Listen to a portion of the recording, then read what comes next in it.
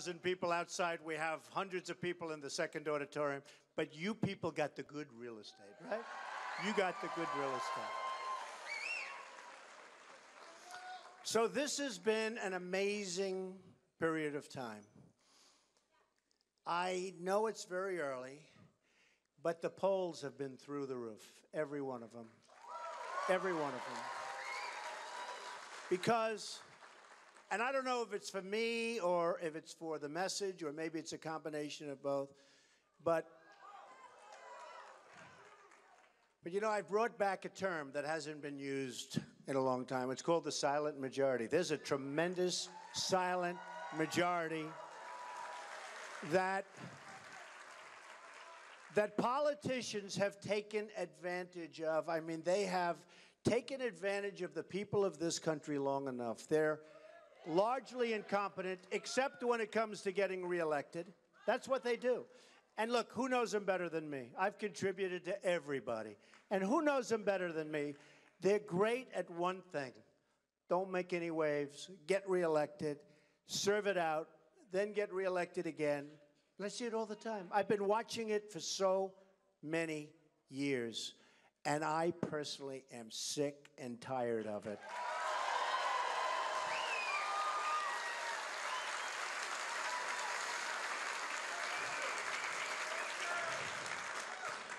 So backstage, I met some of the vets, the greatest people we have in this country. And they've been mistreated. They've been treated like third-class citizens, and it's going to stop. It's going to stop.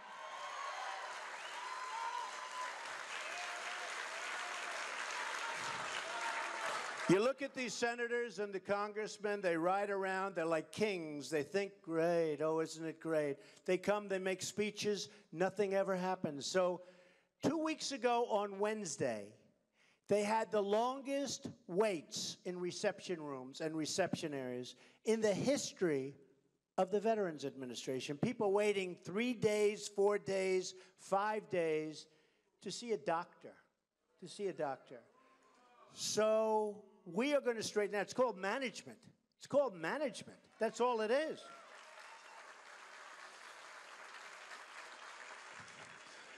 The military is going to be so strong in this country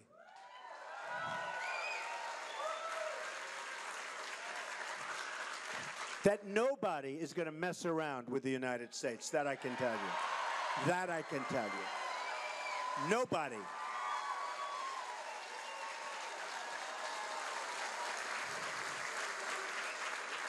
You know, over the last few weeks, Jeb Bush, in favor of Common Core, weak on immigration, not good on military. Can you believe, thought the Iraq War was a good thing? I mean, look, you can make a mistake. I was against it for a long time. I'm the most militaristic person in this room, but you have to know when to use it. You have to know when to use it. Think about it. We spend $2 trillion in Iraq. And by the way, China's taking out a lot of the oil, just so you understand. ISIS may have it, and Iran may have it, but China's taking out a lot of the oil. Can you imagine? We never do anything right with China. We spend $2 trillion, thousands of lives of great people, mostly great, young, beautiful people, wounded warriors who I love all over the place, all over the place. Not treated properly, by the way. And we have nothing. And Iran is taking over Iraq. And the parts that they want to give up, they're giving oil to ISIS. So ISIS has the oil. And you remember when I said you shouldn't go in, and in fact, just check it. Reuters wrote an article, big article, in 2004, that Trump, don't go in because you're going to ruin the balance. You had Iran and Iraq, they were the same. They were twins. They'd have wars for years, wars, boom. One goes this way, one goes that way, one. And I said, if you take out one, the other one's going to take over. Well, we took out one, and look at the mess we have. We've destabilized the Middle East, and it's a mess. And Jeb Bush he didn't know the difference. He couldn't answer a question. Was Iraq a good thing or a bad thing? It's all right to say they made a mistake. Finally, after going to his pollster, who he pays a fortune to, by the way, after 5 days, he said it was a bad thing. Okay, so let's accept that. That's okay. Then the other day, I'm watching, yesterday, and he's saying, well, we got Saddam Hussein out, didn't we? I mean, I'm not a fan of Saddam Hussein, but he ran the place, and he had no weapons of mass destruction. And now instead of Saddam Hussein, we have far more brutal. We have ISIS. And we will have Iran because they're already making deals. So when I heard 2,500, I thought it was a typo in the New York Times. I said, they mean 25. They mean 2.5. They mean 250, maybe. That's a lot. So these are 2,500 Humvees, armor-plated all over. So when the bombs go off, you don't lose your legs, and you don't lose your life, and you don't lose your arms. Really great vehicles. One shot is fired, and these guys run away, and the enemy picks up 2,500. Now think of it. Think of it. So we need the right thinking. And I said, and some people said, what a terrible statement he made. Because when we had to leave, you had to leave. You know, you can talk about surging, but at some point we have to leave. We can't stay there forever. And if we'd loosen up some of these ridiculous rules, we have so much oil under our own feet. We don't need them anymore for those things because of new technologies. New technology. So we're going to leave, and I say, leave, but take the oil. Do you remember that? Did anyone ever hear that, me say that? I'm saying it all the time. I've been saying it for years. Take the oil. And I watch these guys on television, political people. Many of them are with the administration, and I think they mean well, but they don't have a clue. They'd say, isn't that silly? Mr. Trump says, take the oil. Isn't it? Well, you know who has the oil now? Iran, ISIS. Everybody has it but us. We're the only ones without the oil. It's hard to believe. We need General Douglas MacArthur, I thought he was great. You know, to this day, the highest academic record, I'm big into school and academics, I love it. I went to the greatest school. You have to be really smart to get into that school, the Wharton School of Finance. But you got to be really smart. And that was before I was Trump, you know? That was before I was Trump. But you have to be really smart. That's like the hardest one. But, you know, even then, by the way. But General Douglas MacArthur, to this day, was the greatest student in the history of West Point. Plus, he had the look, he had the whole deal. He was a general. I don't see it now so much. I don't want to knock any of the generals, but I'll see some of these guys come on. Can we defeat ISIS? I don't think so. No, I don't want to use names, but, you know, he's sort of retiring, this guy. Then you have General George Patton.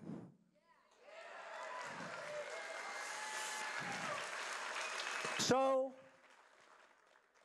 do you think General Patton, when President Obama, remember not so long ago, he said, we're going to attack a certain city. And he said, in 2 weeks, we're going to attack this city, and we're going to attack it from the front.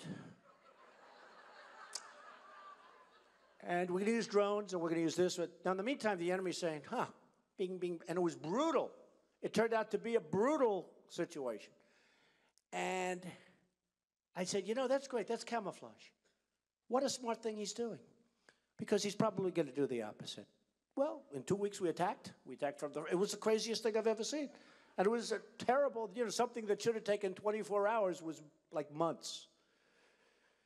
And I said, I wonder what General MacArthur and General Patton, just to name two of the great ones, are doing right now in their grave. You know what they're doing? Spinning. They're spinning. They're saying, I don't believe it. I don't believe it. So we have such a great country, but we've gone down so far. China yesterday, I'm big for the world of financial. And I tell you what, CNN did a poll. And I was through the roof on the economy. I was like really high. I have to be exactly accurate because otherwise they'll have a front page story that Donald Trump gave false. But I mean, I was many times number 2. I was through the roof on leadership. That's a pretty important subject, right? Leadership. I killed everybody on leadership, right? I did great on the military, and I actually think the military would be just as good as the economic for me personally. I think I'd be so good on the, oh, would I be tough? Oh, these poor people. I would be creating things that nobody would be playing with us. Nobody. Nobody. And I don't necessarily mean soldiers. I mean, and we love our soldiers, but I mean, you know, we have weaponry that's obsolete. We have nuclear weapons. Can you believe 60 Minutes they do a show? And the whole show was how bad a condition our nuclear weapons are in. Did anybody see that show? I said, can you, right? I said, even if it's true, can you believe we're putting this for the world to see, for Putin to see? By the way, 2 weeks after that show, Putin said, they better not mess with us. We have nuclear weapons. Can you imagine? Putin said, from Russia. And the reason they did that is the president wanted the press to see how weak our nuclear capability. Remember the telephones? They don't work. They were 40 years old and they have wires. And the wires were rotting. And in order to work the telephones, where our silos are. And the silos were all rusty and rotting. And the kids there, nice kids, they said, we don't know if it works. Oh, great. Oh. And they're screaming over the phone because the wires are so damaged and so old. And this is our nuclear. Now, assuming that's true, which it is, who the hell would show that to the enemy? And the reason he did is because he wants some funding to get them fixed up. Oh, that's great.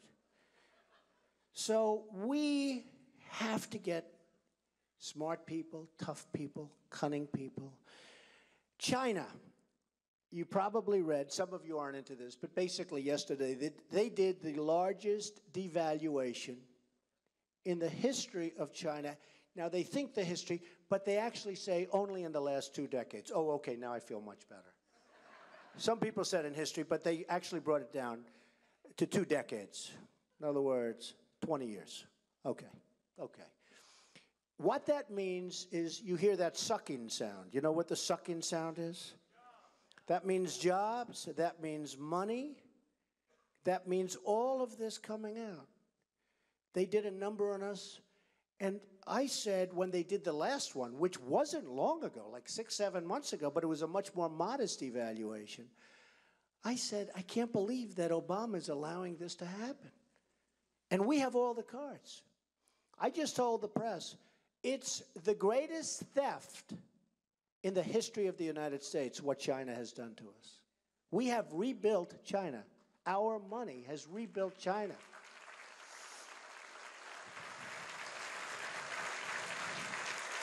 You go over to China, there are bridges being built all over the place. I mean, bridges that make the George Washington Bridge and other bridges look small.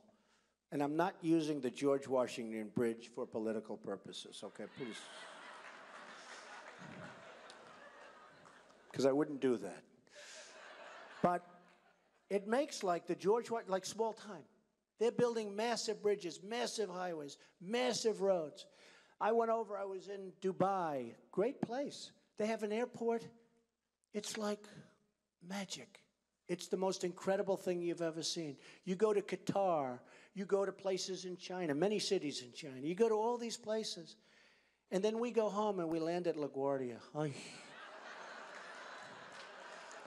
Or we land at Kennedy, where they have hangars that are falling down. They're rotting and rusting. And they have potholes in the runways. No, it's such a shock. You know, we don't realize it. You know, we go to Kennedy, we go to Florida, we go whatever. And we don't, you know, after a while you get used to things, you know what I mean? Like when your house gets dirty or when it needs a paint job, you say it looks okay, right?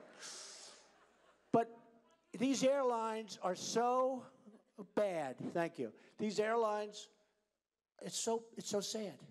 It's so sad. Then you look at the age of our infrastructure. You look at all of the different things, even the airlines, the airplanes. I was asked by, because they're actually a tenant of mine, Qatar, which they call Qatar. I've always said Qatar. They've asked me what I call it Qatar, but I say people in this country, they like Qatar better, right? Don't we like Qatar?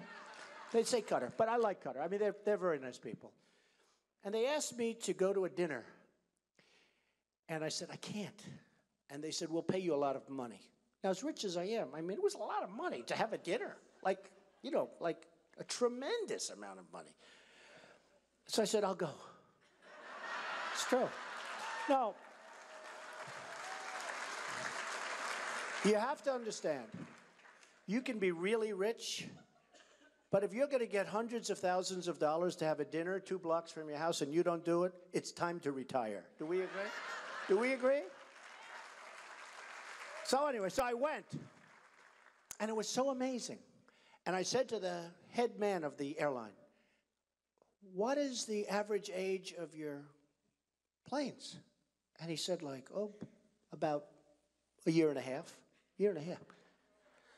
And then they showed charts where the average age of, like, some of our airlines, you know, 32 years, 15 years, 28 years, and you see it. And then I said, how do you finance your planes? And he looked at me like, finance? We don't finance, we pay cash. Saudi Arabia, and it was very impressive. I mean, I was impressed. It wasn't a question. And then when I went to Qatar, I went into an airline terminal that was the most beautiful terminal I have ever seen, ever. Most magnificent. They had lounges. They had spas. They had spas. Before you get on the plane, you can get a massage. I'm not into that, though. I've never been. I don't like people touching me. It's true. It's true. It's true, actually. But they have these magnificent spas, everything. And I said to the head man who was taking me for a tour, I said, this is the most beautiful airline terminal I've ever seen. It was massive. He goes, no, Donald. This is temporary. Our new one is being built over there. And he pointed, and there must have been 40 cranes, the longest, most beautiful thing you've ever seen. This was a teardown. And I said, oh, we're doing it wrong. Saudi Arabia, and I have great relationships with Saudi Arabia, as I do with Mexico, as I do with everybody. You know, they all buy apartments from me. They pay millions and millions of dollars. Am I supposed to dislike them? I love them. China. I sell apartments for $50 million, $30 million, $25 million, $18 million. Some of the cheap ones like $10 million. Okay, those are the cheap ones. I don't even bother to sign those contracts. But I get it from Saudi Arabia. I get it from Japan. I get it from everybody. I love these people. The problem is Mexico. I love the Mexican people. They have tremendous spirit. Tremendous spirit. You know, when I opened, as Rush Limbaugh said, who's a great guy, Trump has taken more incoming than any human being I've ever seen. And it was only because the press totally changed my statement. They'd use a half a sentence. They'd use a sentence from behind. It turned out I was right, because I was talking about illegal immigration. And it turned out that I was right with all of the problems that are happening. But when you look at Saudi Arabia, when you look at Mexico, by the way, Mexico is becoming the new China. They are taking our, but did you know that Nabisco, did you see it yesterday? Nabisco is closing a factory in Chicago, and they're moving to Mexico, this big factory, and taking many jobs. I think about 1,200 jobs going to be lost in Chicago. No more Oreos. They make Oreos, don't they, right? No more Oreos. I don't like Oreos anymore. But no, they announced, and they're doing other things, and they're moving. Mexico, and it's great. I mean, look, Mexico, if you can get away with it, it's great. I have such respect for the leaders of Mexico and their negotiators. So I don't dislike them. The biggest bank in the world is a tenant in my building, one of my buildings. It's an incredible bank. It's the largest bank. Citibank is like a tiny subsidiary compared to this one in size. And I never have to worry about the rent, right? But, so I love these people. Apartments. With Mexico, I've hired, as an example, thousands, over the years, thousands of people have worked for me from Mexico and from lots of other places. They're incredible people. But the problem is their leaders are smarter and sharper and more cunning than our leaders.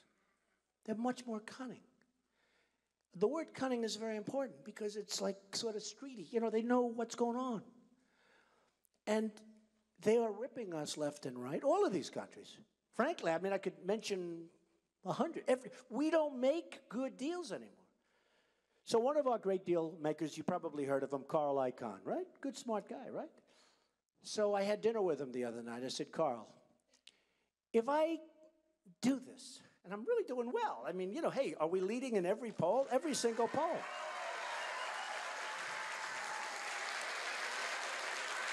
And it's the talk of politics. I mean, it's really become the talk of politics. So it's like a great honor, but we got to get there. You know, I don't want to talk about it. I want to get there. I was called by one of the biggest journalists in the world the other day.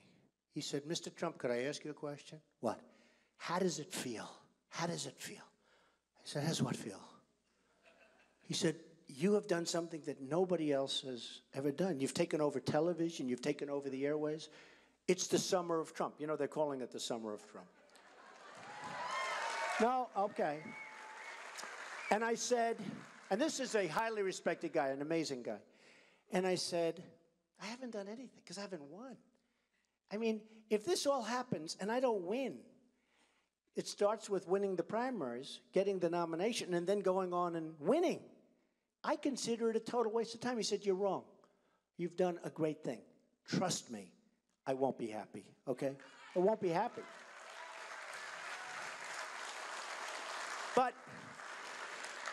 But we're all doing well. Think of this. So if you look at Saudi Arabia, they make $1 billion a day. $1 billion. We're talking about $1 billion a day. Okay?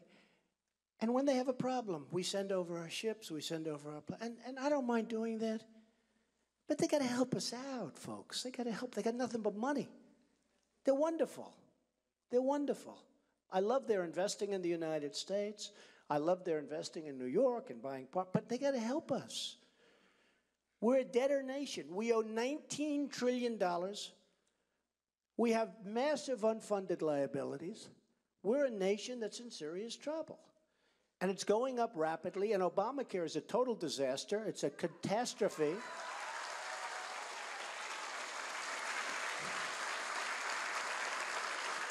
It's got to be repealed and replaced. It's got to be. First of all, your premiums, I don't even have to see it. Your premiums have gone way up. Your deductibles are through the roof, unless you're hit by a tractor, right? It's true. And the reason I mentioned tractor, I'll tell you. So Japan now has a great leader named Abe. He's a killer. Our negotiator is Carolyn Kennedy, who got the job by going into the White House and saying, I have nothing to do. This was on television. They said, how did you get the job? And she's a nice person. You know why I say she's nice? Because my daughter Ivanka likes her. My daughter's so great. She's such a great person. My daughter likes her. She said, Daddy, she's such a nice person. I agree. I don't want a nice, I want to kill her. We're tired of the nice people. Somebody said it to me, Mr. Trump, I don't know, a woman who's a fan of mine, she said, I don't know if you have the personality to get elected because you're not a nice person. I said, actually, I am a nice person. I love helping people. You watch. You watch. I will help on women's health issues more than anybody, including on the Democratic side. Women's health issues. You watch. You watch. Bush the other day didn't want to fund them. He said, I don't want to fund women's health issues. He didn't want to fund. That's worse than Romney's 47%, which probably cost him the election, along with other things, like he forgot to campaign for about 3 weeks at the end, okay? That didn't help. Forgot to go on television for about 3 weeks. But we have to do something, and we have to do it fast. And if we don't do it fast, we're not going to have a country. Now, speaking of that, you know, it's funny, I got a great review on a speech the other night. They say his only problem is he speaks through his applause. You know why? I don't have time to wait for the applause. I want to just... Do it. It's true. The guy gave me like this great review. He said, he's a great speaker. He does beautifully. He's, you know, he's not scripted, which is good. Supposing I was reading all the stuff, you know, with the teleprompters. I actually said, if you're running for president, you should not be allowed to use a teleprompter. No, it's true. It's true. It's so easy. No.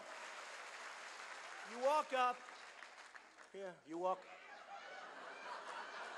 Ladies and gentlemen, hello. No. You shouldn't be allowed. What you gonna get? Look what happened with Obama. He's a teleprompter guy. No, it's true. But, huh? You're better right. You don't want a scripted president. And you don't want a politically correct president because it takes too much long. Takes too much time.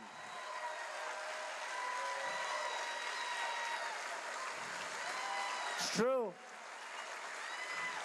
It's true. You don't want this political correctness stuff. Now I hear there's a certain college, I won't say it's in your state, but they don't want you to differentiate between a man and a woman. You heard about this one, right? If that ever passed, I'm gone. That's too much. But the things that are happening are so crazy. And, you know, you talk about political rigor. You probably heard about the little debate we had just recently. If I were politically correct during that debate, I would have gotten clobbered. And instead, we won the debate. And, you know, after the debate, all the poll numbers went up. But, boy, was that a hell of a time. Was that incredible? Was that incredible? So, that debate has always had like 2 million, 3 million people. You know, the first debate, bomb, every 4 years. They had 24 million people, and probably going to go up much higher than that when the final numbers come in. So, do you think they were there for Jeb Bush or Rand Paul? Rand, I've had you up to here. It's funny, though, because Rand Paul, sit down, I'll ask you a question. Go ahead, sit down. The guy wants to ask a question. Well, that's okay. He's a good guy. I've seen his face before. He's been at every rally. I mean, what am I going to do, not take his question? I'll take your question in a minute. One sec. No, wait. So Rand Paul has been hitting me because he's like, his poll is like going down. He's weak on military. Can you imagine today being weak on the military? You know what? Even Dove is so strong. I have a friend. I mean, this friend didn't want to even talk about military. Now he's become worse than me. I mean, he's become like this total incredible hawk. And that's good. So Rand Paul's weak on the military. He's weak on immigration. He's weak on everything. He's got no numbers. So all of a sudden, I see him, and, you know, he called me up. He said, I'd love to, this is like a year ago, he wants to play a round of golf with me. I said, oh, no, don't tell me. So I'm actually a good golfer. I killed him, okay? I killed him. If I didn't, I wouldn't say it, but I killed him. But more importantly, after the round, he said, do you think you could do me a favor? What? Could you contribute to my eye center? I said, you know what do they do? Bum. I said, yes, I will. I gave him a lot of money. I don't want anything. I just gave him a lot of money. Then all of a sudden, I see him chirping on the stage. He's like chirping. I said, who is that over there, that person? Who is he? Phing. And now he's going around, you know, saying like bad things, whatever, you know. And the beauty is this. Nobody ever attacked me like Senator Lindsey Graham. I mean, what he said. And he went from 1% to nothing. It's true. Nobody ever attacked me, nobody, like Perry of Texas, who, by the way, did a lousy job at the border. I mean, he's talking about the border. The guy was governor, and he keeps talking about the border. I say, you were governor of Texas. Why didn't you fix it? The new governor is doing much better than him. But we won't say that, okay? Because he's actually a nice man. And he didn't like it when I said, you have to pass an IQ test to come up on the stage. He said, no. He said to me, Donald Trump is keeping a senator, by the way, a failed senator, off the stage. I said, wait a minute. Went to the best schools, great student, went out, made a fortune, did The Apprentice, one of the most successful shows on television ever. NBC renewed it. I said, I'm not doing it. NBC comes up, renewed it. The biggest people in NBC came to my office 4 months ago. Please do it, please, please. I said, I'm not doing it. I'm going to make this country great again. I'm going to run for president. We're going to make the country great. I wrote many bestsellers, including Trump, The Art of the Deal, which was about the #1 selling business book of all time. There, he's got it. I said the other night, my second favorite book. Did you know what I said is my first favorite book? The Bible. That's true. It's the same thing. And I didn't ask him to stand up. Actually, I got my biggest hand the other night when I said that. I said my favorite book is the Bible. My second favorite book is The Art of the Deal. And it's not even close. The Bible's much. It's not even close. But anyway, so these people, they went down. So now I have a new guy coming. It's Rand Paul. And that's okay. And actually, Carly was a little nasty to me. Be careful, Carly. Be careful. But I can't say anything to her because she's a woman, and I don't want to be accused of being tough on women. I can't do that, right? Can I do that? Women, am I allowed to fight back? Huh? Am I allowed? She's been a little nasty to me. So I promised that I wouldn't say, and I said it to myself, I promised I wouldn't say that she ran Hewlett Packard into the ground. I said I will not say it. That her stock value tanked, that she laid off tens of thousands of people, and she got viciously fired. I said I will not say that. And that she then went out and ran against Barbara Boxer for the United States Senate in California, and it's a race that should have been won, and she lost in a landslide. And I said, I will not say that, okay? All right? So I'm not going to say it. So our country has tremendous potential. We have to take back our jobs from China and all of the other people. We have to renegotiate our trade deals by getting people like Carl Icahn and Henry Kravis and our great deal makers. We have the greatest deal makers in the world. Like Carl is very busy. I called him. He said, you're doing great. You're doing great. Tough guy. You're doing great. Every poll, you're doing amazing. I said, Carl, do me a favor. Just relax. I want to do this. If I win, you take China. I'll get somebody else to take this one. We will have our best. And these people, Carl's, I think he's a nice guy, but some of them are not nice. Some are horrible human beings, okay? But they're the greatest in the world. Do we want nice people, or do we want these horrible human beings negotiating for us? Horrible. I want horrible. I want the horrible ones. We will make great trade deals. We will save Social Security without cuts. We will come up with health care plans that will be phenomenal, that will be less expensive. We have to get rid of the little artificial circles. I call them the insurance company circles. You know what I mean. You're in the business.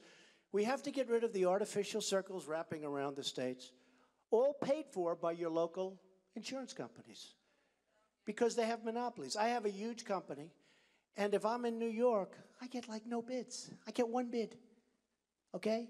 I go to New Jersey, where I have a lot of stuff. I go to California, where I have a lot of stuff. I go to Florida. There's no bids, because they have a monopoly in their little states. So they'd rather have a monopoly than be able to negotiate all over the country. In other words, they'd rather have New York sewed up than have competition where they have to actually go and work for their money. That's over. That's over. That's over. And you'll have phenomenal plans. You'll have them for much less money. The insurance companies will not be happy, but see, they don't give me money. They give to Jeb, and they give to Hillary, and they give to everybody. I don't want their money. I was called today by the biggest lobbyist, and who I've used. He's great. Can do anything. He said, Donald, I'd love to make a major contribution to your campaign. I said, I don't want your money. No, you don't understand. It was like he'd never heard this before. He said, I want to really, give $4 or $5 million if it's okay. You're leading in all the polls. They have to protect, if Trump wins, they got to protect themselves, right? I said, you know, you're a friend of mine, you're a good guy, I don't want your money. Because what he's going to do is, if I win, and when one of his companies has a problem, I'm going to do what's right for the people of the country.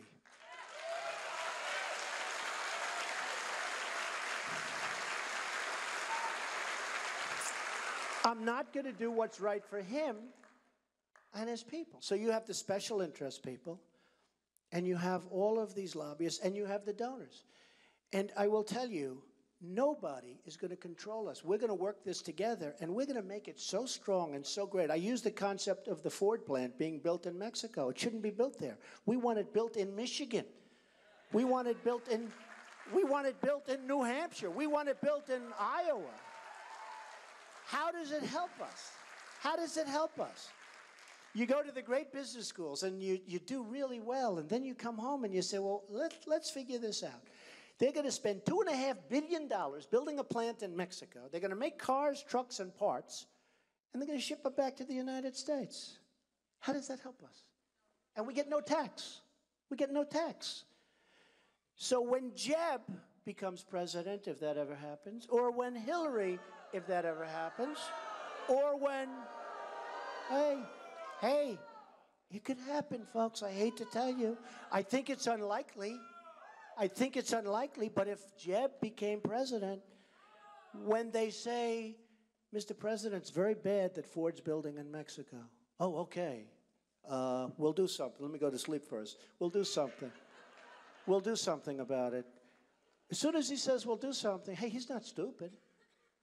The lobbyists will call him. They gave him some of this $114 million.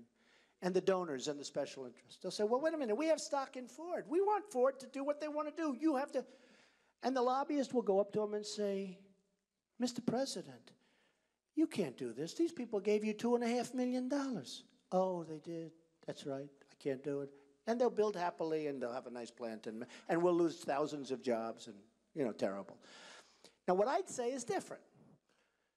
They will call me too, but I wouldn't even take their call. But I might take them, because some of them are actually nice guys. So I'll take them and say, no. I'll start the conversation. No. And I wouldn't use Carl or anybody in this, because, you know, and by the way, I hope the press calls Carl Icahn, because he feels very strongly about this. And he wants to do it. He's so anxious to do it. He's wealthy as I do. They all want to do it. You know, a guy like Carl Icahn, he's worth many billions of dollars. He wants to do it. This is more important to him than a deal. He doesn't need another deal. I say, Carl, how many deals can you do? Just make the great deal is this country. That's the great deal. We got to make this country rich, and then we got to make it great. And I've said the same thing to others. But okay, so they come up to Trump, and I wouldn't call any of these guys, because this is too easy. Too easy. So the head of Ford calls me up, and he says, Mr. President, we really want to build this plant in Mexico. I said, well, congratulations, but you're not going to do it. Well, we're going to go forward. That's okay. Then we're going to charge you a 35% tax on every car and truck and part that comes into our country. Every single one. 35%. He says, you can't do that. I said, trust me, I can do it. Trust me. And what happens is probably they fold before 5 o'clock. It could be they'll play tough and they'll wait till the next day. I say they fold before 5 o'clock. And the reason I wouldn't waste the time of the killers I told you about, the great negotiators, because this is just too easy. This is too easy. This is a couple of phone calls. So what happens now is the next day they'll call up and they'll say, please, Mr. President, say, no, I want you building in the United States. And if you do it, that's the way it is. And they will say, Mr. President, we're building our plant in the United States. It's that simple. It's that simple. Who would let Nabisco, who would let Nabisco go to Mexico? Who would let these car companies? In Tennessee, they were expecting a great deal with a major foreign car company. It was going to be built in Tennessee. It was all set. Going to be built in Tennessee. It was going to be a great deal. And all of a sudden, the last moment, they announced they're not going to do it in Tennessee, they're doing it in Mexico. Who would allow this to happen? Obama. You're right about that. That's a very good answer. It won't happen, believe me, with Trump. It won't happen. It won't happen. Go ahead. I mean, this guy, I hope this question's worth it. This guy has been standing up for the entire thing. I hope this is going to be a good question. Go ahead.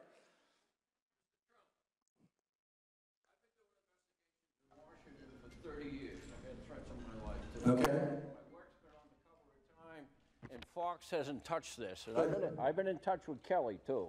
And I've been in Let's go. Come on. Gotta go. All right. Gotta go. There's You're screwing up my whole speech, this guy. Yeah.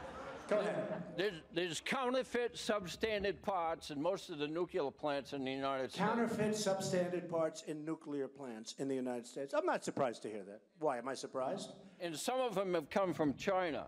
Now, when I brought... And in airplanes, too, by the way. When I brought this out, the R-S-C, Nuclear Regulatory Commission, accused me of conspiring to topple their agency, had me in mass federal court for 6 years, where Whitey was for a short time. Now, right now, you could do something for the state of Massachusetts and New Hampshire. And I just got back from Chattanooga, too. And I spoke to some Marines there. The security... I like the guy. He's a nice guy. Yeah. Did I do the right thing in letting him ask? By the way, he happens to be right. Look, you don't even have to tell me. I guarantee you they have substandard parts in nuclear and in airplanes, because they get them from China, and when you get from China, you don't know what the hell you're getting. Go ahead, finish your question real fast. Security booth... I want to make these people happy. The security booth at the Seabrook nuclear plant is empty right now, and the R-S-C said it's not required. Okay? Now, I got involved because I'm in the nursing home profession. Okay, come on, I gotta go. Hey, come on. Oh, wait a minute. No, let me finish this. Okay. You know what? I think your question's great, and I can understand. He's talking about basically counterfeit parts, just to cut to the chase. We don't have to know that you're in the nursing home business. What, are you trying to talk to some of us about joining your little home? Come on, sit down. Enough. We think it's good. We think your point is good. Yeah, give it to him. Good. I'll read it tonight around 1 in the morning instead of sleeping. All right. It's good. It's good. Go. Sit. Come on. Come on. Let's go. What a nice guy, right? Nice guy. Hey, he means well. Honestly, he means well. You do. Oh, stand up. You stand up. This guy I love. Tell me, how bad are the vets being treated? Way worse than we understand. Go ahead. You have over 8,000 veterans a year that cannot get access to care, and it is, let me put this in context. 8,000 veterans are committing suicide because of the incompetence and the corruption going on at the VA system. That's just the ones committing suicide. It's a tremendous problem. Right? Suicide within the VA. Let's put this in context. That is the equivalent of a World War II baton death march every year. Yeah. Okay? I've been hearing about it so much. The suicide rate is unbelievable. 47,000 veterans total for all kinds of other reasons. No one is being indicted. No one is going to jail. The VA OIG has been proven to be covering it up. That's why the OIG head of it just lost his job recently. When you are president, can I have your word that you will bring in the FBI and start investigating this VA, because we need to clean it up? I would do that. Look, it can't be, a great question. It can't be just incompetence, because it's so bad what's happening to the vets and the VA. It's so bad that it can't be just incompetence. It's got to be theft, and it's got to be a lot more than we're hearing about. So I would do that. Thank you, man. Go ahead. Come on.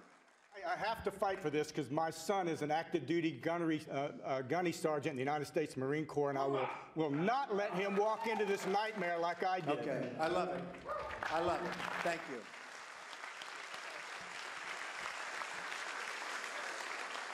Go ahead. Let's take it. You want to take a who wants to leave? Does anybody want to leave? No. I have all night. Let's take a couple of questions. Go ahead. Go ahead. You've got that fire move down. Do you think you can fire some of these federal employees at the VA? Well, you have to. But not only the VA. How about the EPA? How about the EPA? Okay. How about our Common Core folks in Washington? How about Common Core in Washington? You think you could get rid of a few there? You're right. Right. Good question. Yes, sir. Go ahead. Young guy here. Go ahead. I'm a NASA Space Technology Research Fellow at the Massachusetts Institute of Technology. You know, my uncle was a professor at MIT, so that's good. So I'm in a joint program, MIT and Harvard Medical School, and I'm actually a graduate of Winnicott High School. Pretty smart guy, huh? Good. Go ahead. When you announced that you were going to run for president, you said that America needs victories again. Right. We have no victories. Do we have victories? You know, when do we beat somebody in trade? And we don't beat anybody. So in my industry, the biggest we're going to have so many victories.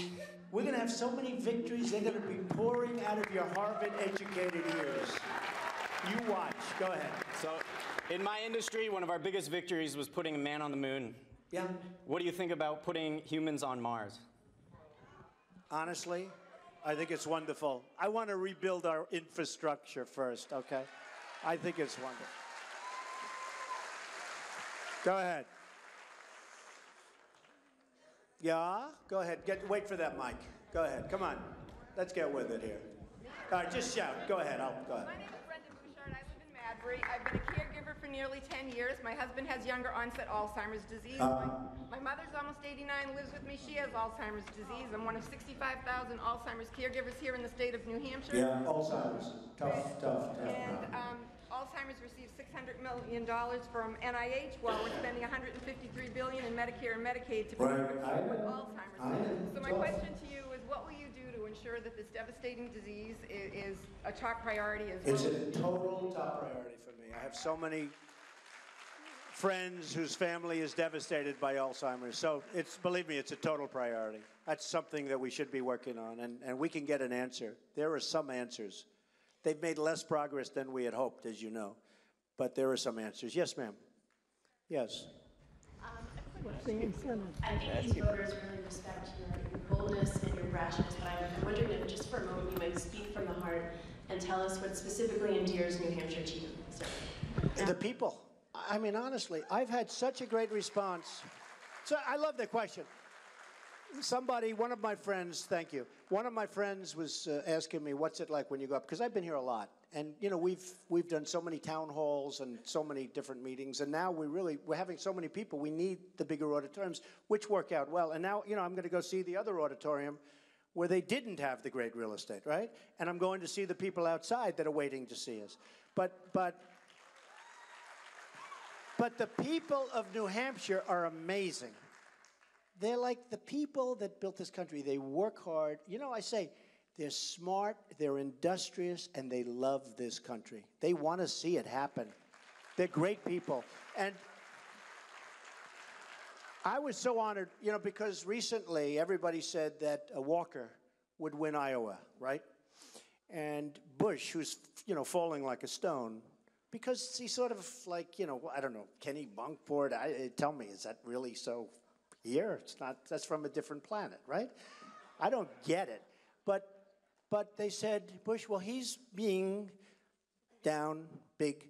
And Walker, you have to remember, Walker grew up a little bit in Iowa, became the governor of the adjoining state. But what people don't know is they have tremendous, massive deficits.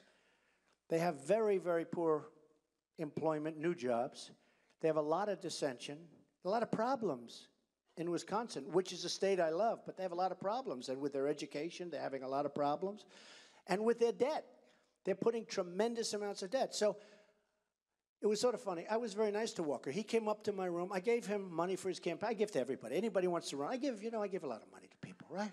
So I gave him money. He came up to see me about 6 months ago. He gave me a plaque. He gave me a plaque. You need some money? Here.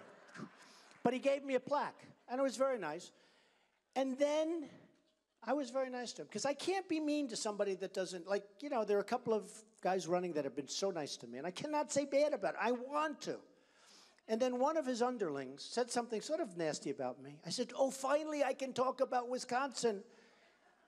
It was so good. And he plunged in Iowa, and I'm leading Iowa big. And we're leading, right? And we're leading New Hampshire big. And, you know, we're leading Nevada big. And what I loved about Nevada, they did a second part of the poll. And the second part of the poll, you saw it. It came out last week. Everybody was really shocked. I wasn't, because I'm going to bring jobs back into this country. I'm leading all candidates in the Hispanic vote.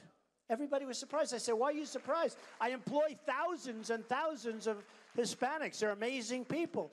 But people were surprised to see that. So I'm leading. North Carolina, we're leading by massive numbers. South Carolina, we're leading by massive numbers. We're leading everywhere. A poll came out 32% nationwide. Another one, 24%, Fox. CNN came out, it was a massive poll. We're leading because people are tired of what's happening to our country. They're tired of being ripped off by everybody in the world. They're tired of it. You know, the American dream, we talk about it.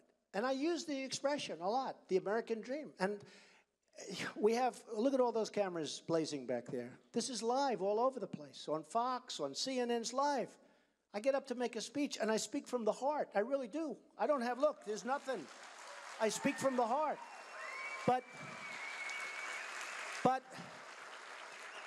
a big portion, not all of it, but a big portion of the media, the political media in particular, is so dishonest. They're really dishonest people. And you probably heard me say, I like to say, the American dream is dead, but I'm going to make it bigger and better and stronger than ever before, okay? I say it all the time.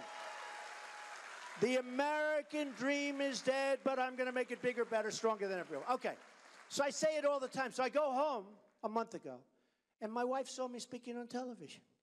And she said, darling, that was such a horrible thing you said. It was so nasty. I said, what did I say? You said the American dream is dead. I said, no. I said it's dead, but we're going to make it great, right? So I turn on television, TiVo. I turn on television, and I see it. And it says, the American dream is dead. Boom, period. I said, that's terrible. No, it's so dishonest. But the fact is, a lot of people think it is dead. And it's got a lot of problems. There's no question about it. But we are going to make our country great again. We are going to do things with our country that are going to be so good and so smart and so spectacular. And we are going to be respected by the world again and not laughed at like we're all a bunch of stupid people being led by incompetent politicians. It's not going to go on any longer. We're not going to take it any longer. We're going to make America great again. Thank you, and I love you people.